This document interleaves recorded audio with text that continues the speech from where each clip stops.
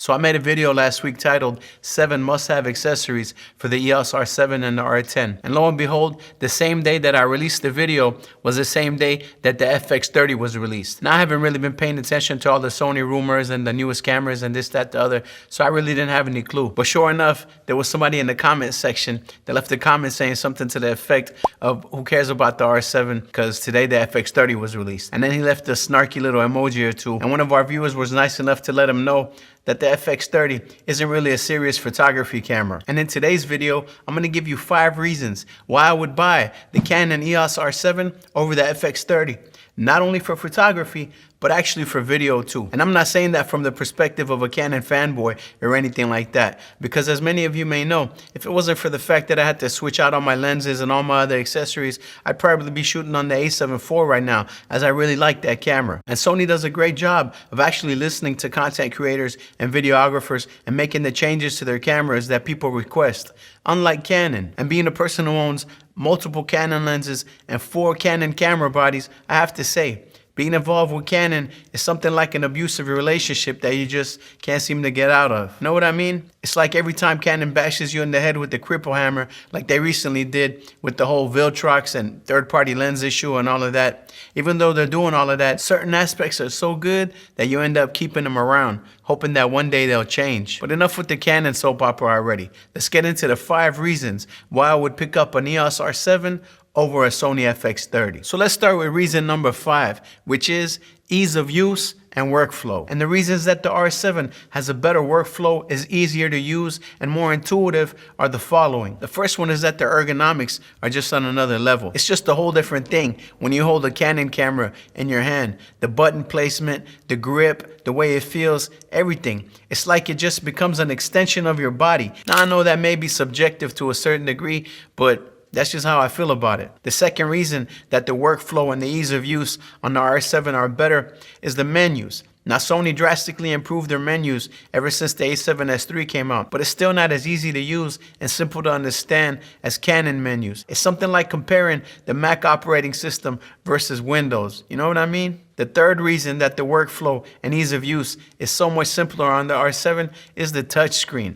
Now, don't get me wrong, I know Sony has a touchscreen as well, but all you can do is just tap to focus. You really can't change the camera settings from the Sony touchscreen. But let's say you're vlogging or something, or you're just in front of the camera, then you gotta reach back there and kind of start guessing where all the buttons are and the knobs and all of that. Whereas with Canon, I could just take the flippy screen and start touching all the settings and change my ISO, change my aperture, change everything pretty much right there from the touchscreen. And the last thing that makes Canon cameras more enjoyable to use and makes for an easier workflow is the quality of the LCD display. It's brighter, and generally speaking, on most Canon cameras, it's a bit larger than what you get with Sony cameras. And that makes a world of difference, especially when you're shooting outside in bright sunlight where it's difficult to see the display. And that brings us to the 4th reason why I would buy the EOS R7 over the FX30, and that is that it's just a better photography camera. Now, if you do only video and 0 photography, then there's an argument to be made for the FX30. But if you do only photography, or let's say you do mainly photography and some video, then the EOS R7 is not only a better photography camera, but it's just altogether a better hybrid camera. And here's the reasons why. It comes with an EVF, whereas the FX30 only has the LCD screen. And it can't touch the R7 in terms of burst mode, frame rates, and not to mention that Canon brought in the autofocusing system from the R3, which has eye detect, animal detect, and vehicle detect autofocus. And when you pair all of that with the higher resolution sensor on the R7, then it's pretty obvious that the R7 is a superior photography camera and that the FX30 wasn't really aiming to be competitive in photography at all and was focusing more on video. Which brings me to our 3rd reason why I would pick up an R7 over the FX30. And that's the video features. I actually prefer the video features on the R7 over the FX30. Now, I can't say the same thing about the A7 IV or the A7S III, but in terms of the FX30, to me, the R7 is better for what I do. And here's my reasons why. You're getting a 4K image that's downsampled from 7K, whereas on the FX30, you're also getting a 4K image, but it's downsampled from 6K. Now, props to Canon for getting rid of that stupid 30-minute record limit that they had on their cameras, because if it wasn't the case, I'd go with the FX30 instead. But both of them could pretty much shoot until your battery runs out or your SD card fills up or whatever. So they're pretty even in that regard. But what they're not even in is color science. Now Sony's come a long way, and I actually like the colors that are coming out of their newer cameras. But for me, it's still not up there with Canon though, especially when you consider C-Log. Now S-Log is alright, but C-Log is on a different level. But no doubt, you can grade Sony footage to where it's almost indistinguishable from Canon footage, but it's gonna take you a long time, and it's just an extra step. Whereas if you prefer the Canon color science, you just pick up a Canon camera, shoot in C-Log, and it's just such a breeze to grade. Take a look at this image, for example. Oh, my bad. That wasn't aimed at you. I just had to slap it into C-Log right quick. Now look, I could get a whole bunch of different looks out of this footage just by adding a few of my custom LUTs.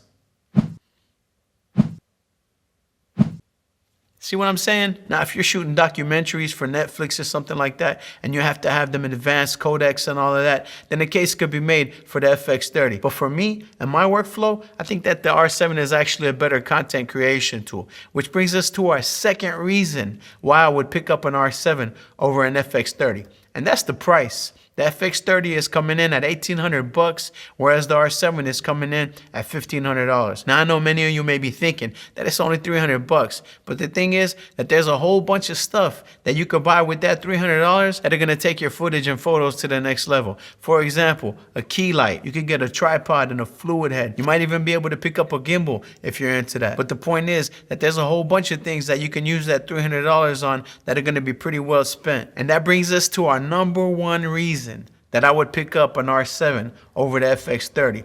Now this might sound silly to you, but for me it's a big deal. And it has nothing to do with the R7 itself. What it is actually this little piece of equipment right here. Now look, this is only a $160 item. So why is this the main reason that I would pick up the R7 over the FX30? Because basically, when you get into those expensive cinema cameras, one of the features that they have is built-in NDs. And with this right here, it's pretty much like having internal ND filters on any RF mount camera. And it's perfect for me because all I own is EF and EFS lenses, which are the lenses that you can use with this adapter. And I have no interest in purchasing RF lenses at all because the massive collection of EF lenses that are available contains some of the best lenses ever made. Now you'll hear some people that'll say, oh, but those EF lenses, the autofocus isn't as fast as the RF lenses, etc. And although that may be true in certain cases, think about it. Do you really think that those lenses that were made for cameras like the Canon C300 or the 1DX Mark III, which is an insanely fast, high-action sports photography camera,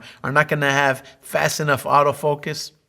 I don't think so. And that's why I'm totally content using EF lenses, especially when you have products like this mica drop-in ND filter. This works wonders for my workflow, as it's pretty much giving me internal ND filters, an option for internal CPL, and internal black mist. And last time I checked, there's nothing like this available for the FX30, nor do I think that there will be due to the mount situation. Now I left links in the description below to this drop-in ND filter, along with all the other products and cameras and everything that I talked about in this video. And if you like those LUTs that I showed you earlier, you could pick up my LUT pack for only $15 at FulaanCreative.com. Now if you're thinking about buying an R7, or you already own one, then I highly suggest that you check out this video right here, where I tell you about 7 must-have accessories for the Canon EOS R7 that are gonna totally change the game for your photography and your videography. If you enjoyed the video, make sure to subscribe to the channel and hit that thumbs up button. Thank you guys for watching to the end. It's your boy Fulaan Creative, and I'm out. Peace.